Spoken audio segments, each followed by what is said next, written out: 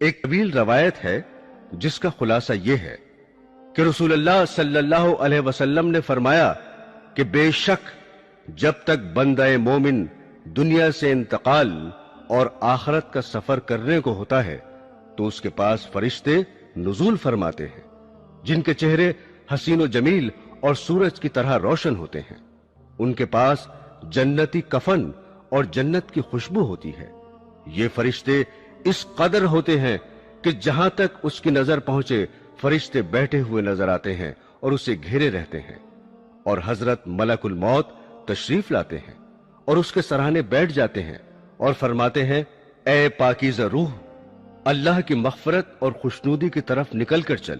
چنانچہ اس کی روح اس طرح سہولت اور آسانی سے نکل آتی ہے جیسے مشکیزے میں سے پانی کا قطرہ بہتا ہوا باہر آ جاتا ہے. پس اسے حضرت ملک الموت لے لیتے ہیں اور دوسرے فرشتے جو وہاں دور تک بیٹھے رہتے ہیں پل بھر بھی ان کا ساتھ نہیں چھوڑتے اور اسے لے کر اس کو جنتی کفن اور خوشبو میں رکھ کر آسمان کی طرف چل دیتے ہیں. اس خوشبو کے متعلق حضور صلی اللہ علیہ وسلم کا ارشاد ہے کہ زمین پر جو بھی عمدہ سے عمدہ خوشبو مشک کی پائی گئی ہے ویسی ہی خوشبو ہوتی ہے. پھر فرمایا کہ اس روح کو لے کر فرشتے آسمان کی طرف چڑھنے لگتے ہیں اور فرشتوں کی جس جماعت میں بھی ان کا گزر ہوتا ہے وہ کہتے ہیں واہ کیا اچھی خوشبو ہے. یہ فرشتے میت کا نام تعظیم و تکریم سے لے کر اس کا تعارف کراتے ہیں یہاں تک کہ پہلے آسمان پر پہنچ جاتے ہیں اور آسمان کا دروازہ کھلواتے ہیں. چنانچہ دروازہ کھول دیا جاتا ہے اور وہ اس طرح روح کو لے کر اوپر چلے جاتے ہیں حتیٰ کہ 7ویں آسمان تک پہنچ جاتے ہیں. ہر آسمان کے فرشتے اسے دوسرے آسمان تک رخصت کرتے ہیں اور جب 7ویں آسمان پر پہنچ جاتے ہیں تو اللہ کا حکم ہوتا ہے کہ میرے بندے کا نام علیین میں لکھ دو اور اب زمین پر ہی اسے لوٹا رہا ہوں اور زمین ہی سے قیامت کے دن دوبارہ زندہ کروں گا. اس کے بعد یہ روح زمین پر واپس آ جاتی ہے اور میت کے جسم میں داخل کر دی جاتی ہے. اس کے بعد 2 فرشتے قبر میں اس کو بٹھا کر سوال کرتے ہیں تیرا رب کون ہے؟ تیرا دین کیا ہے؟ محمد رسول اللہ صلی اللہ علیہ وسلم کون تھے؟ وہ ان کے صحیح جوابات دیتا ہے تو فرشتے کہتے ہیں بے شک تو سچ کہتا ہے. اس کے بعد اللہ کی طرف سے ندا آتی ہے میرے بندے کے لیے جنت کا فرش بچھا دو، اس کو جنت کا لباس پہنا دو اور اس کے لیے جنت کا دروازہ کھلتے ہی روح پرور ہوا اور خوشبو آنے لگتی ہے اور قبر کو حد نظر تک کشادہ کر دیا جاتا ہے اور اس کے بعد میت کے نیک اعمال ایک حسین اور خوبصورت شخص کی شکل میں آتے ہیں اور میت سے اس کی رفاقت کا وعدہ کرتے ہیں اور خوشی کی بشارت دیتے ہیں. برادران اسلام، اسی روایت میں یہ بھی ہے کہ کافر کی موت کے وقت سیاہ چہروں والے فرشتے آسمان سے آ کر اس کے ارد گرد بیٹھ جاتے ہیں اور اس کو تا حد نظر دکھائی دیتے ہیں. اس کے بعد ملک الموت میت کے سرہانے بیٹھ کر کہتے ہیں اے خبیث روح، اللہ کی ناراضگی اور غضب کی طرف نکل کے چل. یہ سنتے ہی روح خوف و ہراس سے سارے بدن میں دوڑنے لگتی ہے مگر طرح طرح کی سختی سے اس کی روح زبردستی جسم سے نکال لی جاتی ہے اور وہ فرشتے اس کی روح کو ٹاٹ میں لپیٹ لیتے ہیں. اس وقت اس روح میں مردار سڑے ہوئے جانور کی بدبو پھوٹنے لگتی ہے. فرشتے اس کو لے کر آسمان کی طرف پرواز کرتے ہیں اور وہ دروازہ کھلوانا چاہتے ہیں مگر آسمان کا دروازہ نہیں کھلتا. حکم ہوتا ہے کہ اس کا نام سجین میں لکھ دو. اس کے بعد یہ روح زمین پر پھینک دی جاتی ہے اور جسم میں داخل کر کے فرشتے سوال کرتے ہیں تیرا رب کون ہے؟ وہ جواب دیتا ہے مجھے معلوم نہیں. پھر پوچھتے ہیں تیرا دین کیا ہے؟ وہ لا علمی ظاہر کرتا ہے. پھر حضور محمد صلی اللہ علیہ وسلم کے متعلق سوال کرتے ہیں، وہ یہی جواب دیتا ہے کہ مجھے معلوم نہیں. اس وقت خدا کی طرف سے ندا آتی ہے میرے بندے نے جو کچھ کہا بالکل جھوٹ کہا، اس کے نیچے آگ کا بستر بچھا دو اور دوزخ کا ایک دروازہ کھول دو. دروازہ کھلتے ہی दोजख की गर्मी और आग के शोले लपकने शुरू हो जाते हैं। फिर उसको कब्र इस जोर से दबोचती है कि इधर की पसलियां उधर और उधर की पसलियां इधर हो जाती हैं। फिर उसके आमाले बद एक ऐसी बदशक्ल सूरत में आते हैं कि उसके जिस्म से बदबू आती है और उसको अजाब और मुसीबत की खबर सुनाते हैं। हुजूर पुरनूर रहमतुल लिल आलमीन सल्लल्लाहु अलैहि वसल्लम का इरशाद गिरामी है कि जब मैयत को कब्र में रख दिया जाता है तो कब्र उससे कहती है कि ए बदबख्त, खराब हाल इंसान, तू मुगालते और धोखे में रहा, मुझ पर शान से अकड़कर और तनकर चलता था। तुझको ये मालूम नहीं था कि मैं इम्तिहान और आजमाइश का घर हूं। मैं तन्हाई और हैबत और जुल्मत का मकाम हूं, जहां सिर्फ कीड़ों की बहुतात है। तूने मेरी परवाह ना की। बस अगर मरने वाला नेक होता है तो उसकी तरफ से कोई जवाब देने वाला कहता है कि ए कब्र, तू देखती नहीं कि ये अच्छी बातों का हुक्म करता था और लोगों को बुरी बातों से रोकता था। फिर कब्र ये सुनकर कहती है, अच्छा, ये अगर ऐसा था तो इसके लिए मैं गुलजार बन जाती हूं। बस उसका जिस्म नूर का बन जाएगा और रूह खुदा के पास चली जाएगी। और कभी मुर्दे से कब्र इस तरह कहती है कि मैं तारीकी और तन्हाई का घर हूं। अगर तू दुनिया में अल्लाह ताला की इताअत और फर्मा बरदारी में रहा है तो मैं आज तेरे लिए रहमत होंगी, और अगर तूने हक ताला की नाफरमानी और सरकशी की होगी तो मैं तेरे लिए अजाब जान बनूंगी। मैं वो हूं जो मुझ में खुदा का मुती होकर आएगा, वो यहां से खुश खुर्रम होकर निकलेगा। जो गुनहगार और नाफरमान होगा वो तबाह और बर्बाद हो जाएगा। और बाज दफा कब्र कहती है कि ए खाना खराब, क्या तुझे किसी ने मुझसे डराया नहीं था और तुझे ये खौफ नहीं दिलाया था कि तंग और तारीक और बदबूदार और खौफनाक कीड़ों का मरकज हूं। बस तूने दुनिया में रहकर मेरे लिए क्या सामान मुहैया किया है। और जब कोई शख्स कब्र में दफन किया जाता है और उस पर अजाब और तकलीफ का नुजूल होता है तो उसके आसपास के मुर्दे जो मदफून होते हैं उससे कहते हैं कि ए शेख, तू किस कदर गाफिल रहा कि हमारे बाद भी तुझे दुनिया में रहने का मौका मिला, और तू हमसे बाद में आया है, फिर भी तूने अपने से पहले आने वालों की मराजियत से इबरत ना हासिल की, और तूने ना समझा कि मरने वाले तो मर चुके और उनके अमाल भी पूरे हो गए, खा अच्छे अमाल थे या बुरे, मगर तेरे लिए तो बेहतरीन मौके थे। तू दारुल आमाल यानी दुनिया में था और बुरे अफाल का तदारुक नेक कामों से कर लेता। तुझे तो काफी मोहलत मिली हुई थी। तू उन लोगों पर गौर करता जो कि तुझसे पहले लोगों के कांधों पर लाद कर मिट्टी में मिला दिए गए। तुझे किसने धोखा दिया और तू किस मुगालते और फरेब में पड़ा रहा। हदीस शरीफ में वारिद है कि हुजूर सरवरे कायनात सल्लल्लाहु अलैहि वसल्लम ने फरमाया कि कब्र जहन्नम की खंदकों में से एक खंदक है या जन्नत के बागों में से एक बाग है, और जब कोई शख्स मर जाता है तो उसको उसका ठिकाना सुबह और शाम दिखाया जाता है। जन्नती को जन्नत दिखाई जाती है और दोस्ती को दोजख का नजारा कराया जाता है।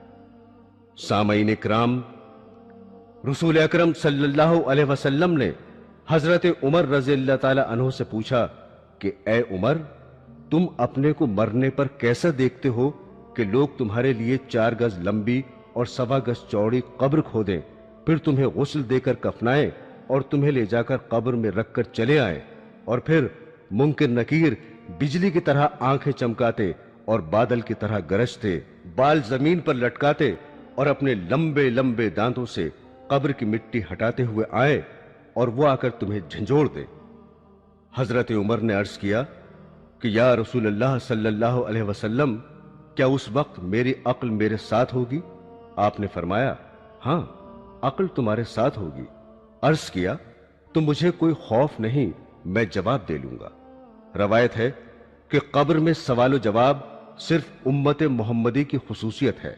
अंबिया साबिकीन की उम्मत पर खुदा ताला की नाफरमानी से अजाब नासिल हो जाता था, लेकिन रहमतुल लिल आलमीन सल्लल्लाहु अलैहि वसल्लम की आमद के बाद वो अजाब मौकूफ कर दिया गया और उसकी जगह बजरिया मुनकर नकीर सवाल जवाब का सिलसिला जारी किया गया। اور جو شخص مرنے کے بعد دفن نہیں کیا جاتا اس سے بھی سوال و جواب کیا جاتا ہے۔ دوستو، موت دراصل بندہ مومن کا تحفہ ہے۔ حضور رحمت للعالمین صلی اللہ علیہ وسلم کا ارشاد ہے کہ مومن کا تحفہ موت ہے اور اس کے لیے ایک خوشبودار پھول ہے۔ سلیمان بن عبد المالک نے ابو حازم رحمت اللہ علیہ سے پوچھا کہ یہ بتائیے کہ ہم موت سے کیوں گھبراتے ہیں؟ انہوں نے فرمایا، اس لیے گھبراتے ہو کہ تم نے آخرت کو برباد کر دیا اور دنیا کو آباد کیا، لہذا آبادی سے ویرانے میں جانا پسند نہیں کرتے۔ سلیمان نے کہا، آپ سچ فرماتے ہیں۔ جس شخص کو قبر کی زندگی پر یقین ہو اور اپنے نیک اعمال کے بدلے وہاں اچھے حال میں رہنے کی امید ہو اور یہ سمجھتا ہو کہ اس عالم سے دوست احباب کو چھوڑ کر چلا جاؤں گا، تو برزخ میں رشتہ دار اور جان پہچان والے مل جائیں گے، تو پھر موت سے کیوں گھبرائے اور اس زندگی کو برزخ کی زندگی پر کیوں ترجیح دے؟ حدیث میں ہے کہ دو چیزوں کو انسان مکروہ جانتا ہے، ایک تو موت ہے، حالانکہ موت اس کے واسطے فتنے سے بہتر ہے، دوسرے مفلسی کو، حالانکہ مفلسی حساب دینے کے لیے آسان ہے۔ علماء نے فرمایا ہے کہ جو شخص موت کو یاد کرے گا اس کو اللہ تعالیٰ 3 کرامت دے گا۔ پہلی جلد توبہ، دوسری دل کی قناعت، اور تیسری عبادت میں دل جمائی اور اطمینان۔ اور جو موت کو بھول جائے گا اس پر 3 بلائیں نازل ہوں گی۔ پہلی، توبہ کی اس کو توفیق نہ ہوگی، دوسری، تھوڑی چیز اس کو قناعت نہ کرے گی، اور تیسری، عبادت میں سستی کرے گا۔ کسی شخص نے حضور سرور کائنات صلی اللہ علیہ وسلم سے سوال کیا کہ کون مومن سب سے زیادہ عقل مند ہے؟ فرمایا، جو موت کو سب سے زیادہ یاد کرے اور نیک عمل سے موت کے بعد کا سامان درست کرے۔ حضرت علی کرم اللہ وجہہ نے فرمایا کہ سب لوگ سو رہے ہیں، جب مریں گے تب آنکھ کھلے گی۔ اے مسلمانوں، موت اور عالم برزخ کی حقیقت تم پر واضح ہو چکی۔ اب تم خود بخود سوچو کہ جو زندگی تم نے گزار چکی ہے اس میں آخرت کے لیے کیا کیا سامان مہیا کر رکھا ہے۔ تم نے دنیا کو آباد کیا اور آخرت کو برباد کیا۔ یہاں کسی کے بارے میں یہ فیصلہ کرنا غیر ممکن ہے کہ وہ گناہگار ہے یا نیک ہو سکتا ہے، کہ ہماری نظر میں صرف اس کی برائیاں اور بد آفالیاں ہوں، لیکن نیکیاں بھی موجود ہوں جو اس کی برائیوں کو دھونے والی ہوں اور ہم سے پوشیدہ ہوں۔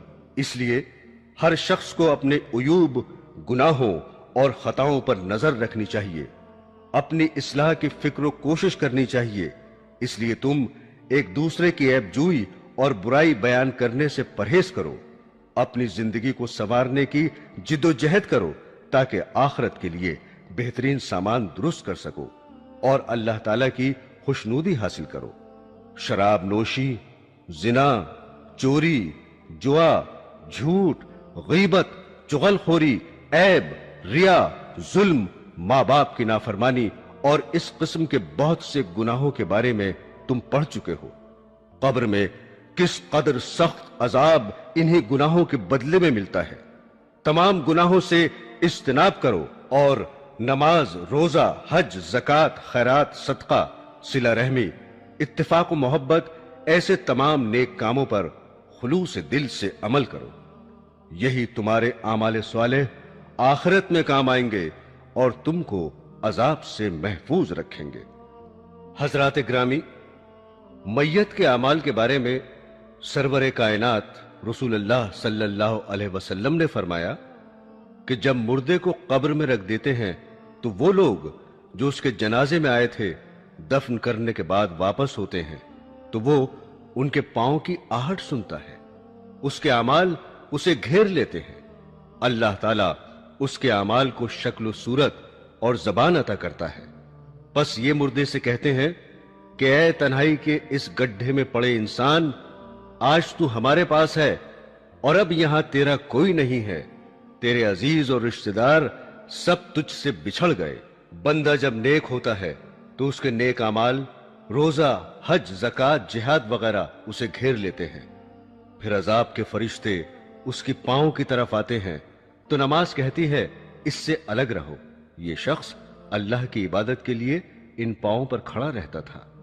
پھر فرشتے اس کے منہ کی طرف آتے ہیں تو روزہ کہتا ہے کہ ادھر تمہارے لیے راستہ مسدود ہے کہ یہ شخص اللہ کے لیے دنیا میں بھوکا پیاسا رہتا تھا۔ پھر فرشتے بدن کی طرف آتے ہیں تو حج اور جہاد کہتے ہیں یہاں سے دور رہو، کیونکہ اس شخص نے بدن سے حج کے لیے بڑی محنت و مشقت اٹھائی اور خدا کی راہ میں جہاد کیا، یہاں تمہارے لیے راستہ نہیں۔ پھر یہ ہاتھوں کی طرف آتے ہیں تو صدقہ اور زکوٰۃ کہتا ہے کہ اس کو رہنے دو، اس نے اپنے ہاتھوں سے بہت سا صدقہ دیا اور بارگاہ الہی میں مقبول بھی ہوا، تم کو یہاں راہ نہ ملے گی۔ تب وہ مردے سے کہتے ہیں مبارکباد، تو پاک ہی زندہ رہا اور پاک ہی مرا۔ پھر یہ عذاب کے فرشتے چلے جاتے ہیں اور رحمت کے فرشتے اس قبر کو حد نگاہ تک کشادہ کر دیتے ہیں اور بہشتی قندیل روشن کر دی جاتی ہے اور وہ قیامت تک اسی آسائش میں رہتا ہے۔ دوستو، قبر کے دبوچنے کا بیان بھی سن لیجئے۔ قبر میں کبھی کسی گناہ کے باعث یا کسی نعمت کا شکریہ نہ کرنے کی وجہ سے کچھ دیر کے لیے نیک بندوں کے لیے تنگی ہو جاتی ہے، مگر یہ محض ذرا سی دیر کے لیے ہوتا ہے۔ اس کے بعد فوراً قبر کشادہ ہو جاتی ہے اور نیک بندوں پر اس لیے بھی ہوتی ہے کہ بشریت کے تقاضے کے تحت اگر کوئی معمولی سا گناہ بھی ہو گیا ہو تو اس معمولی سی تنگی کی وجہ سے دور کر دیا جاتا ہے اور وہ گناہ قبر ہی میں معاف ہو جاتا ہے۔ قبر کے دبوچنے کے بچاؤ کے لیے رسول اکرم صلی اللہ علیہ وسلم نے فرمایا کہ جو شخص مرض الموت میں سورہ اخلاص کا ورد رکھے گا وہ عذاب قبر سے محفوظ رہے گا اور قیامت کے دن فرشتے اسے ہاتھوں ہاتھ لے کر پل صراط سے پار کر کے جنت میں لے جائیں گے۔ ایک روایت ہے کہ رحمت دو عالم سید المرسلین صلی اللہ علیہ وسلم حضرت سعد بن معاذ کے جنازے پر تشریف لے گئے۔ جب انہیں نماز جنازہ کے بعد سپرد خاک کیا گیا تو حضور نے بہت دیر تک تسبیح، حمد و ثنا پڑھی۔ آپ سے کسی نے اس کا سبب دریافت کیا تو فرمایا کہ اس نیک بندے پر قبر کی تنگی ہو رہی تھی لیکن اللہ نے دور کر دی۔ حضرت عبداللہ ابن عمر رضی اللہ تعالی عنہ سے روایت ہے کہ رسول کریم صلی اللہ علیہ وسلم نے سعد کی نسبت فرمایا تھا کہ ان کی موت سے عرش بھی حرکت میں آ گیا اور ان کے لیے آسمانوں کے دروازے کھول دیے گئے اور 70,000 ملائکہ نے ان کے جنازے میں شرکت فرمائی۔ اس کے باوجود ان کو تھوڑی سی قبر کی تنگی پیش آئی۔ بس اس مقبول بارگاہ بندے کو بھی تھوڑی سی تنگی ہوئی تو دوسروں کا کیا تذکرہ۔ برادران اسلام، حدیث میں وارد ہے کہ جب میت کو قبر میں داخل کر دیا جاتا ہے تو اس کو ایسا معلوم ہوتا ہے جیسے سورج چھپ رہا ہو، یعنی قریب وقت شام۔ پس اس کے جسم میں روح ڈال دی جاتی ہے تو وہ آنکھ ملتا ہوا اٹھ کر بیٹھ جاتا ہے اور فرشتوں سے کہتا ہے مجھے چھوڑ دو، میں نماز پڑھوں گا۔ اور یہ اس لیے کہ وہ اپنے آپ کو دنیا میں سمجھتا ہے۔ وہ اسی خیال سے کہتا ہے کہ سوال و جواب رہنے دو، نماز کا وقت ہو رہا ہے، مجھے نماز پڑھنے دو۔ لیکن یہ بات وہی شخص کہے گا جو دنیا میں نماز کا پابند ہوگا، اس کو ہر وقت نماز کا دھیان رہتا ہوگا۔ مومن جب قبر میں رہتا ہے اسے قیامت تک روزانہ صبح و شام جنت کا وہ مقام جو اس کے لیے مقرر ہوتا ہے دکھایا جاتا ہے اور بتایا جاتا ہے کہ تیرا ٹھکانہ یہ ہے۔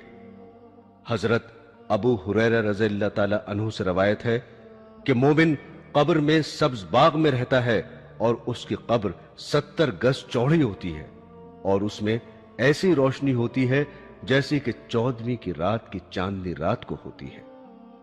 حضور صلی اللہ علیہ وسلم نے فرمایا کہ سوال و جواب کے بعد مومن مردے کی قبر وسیع روشن کر دی جاتی ہے تو اس سے فرشتے کہتے ہیں کہ اب دلہن کی طرح آرام سے سو جا اور تجھے وہی جگائے جسے تو سب سے زیادہ محبوب ہے۔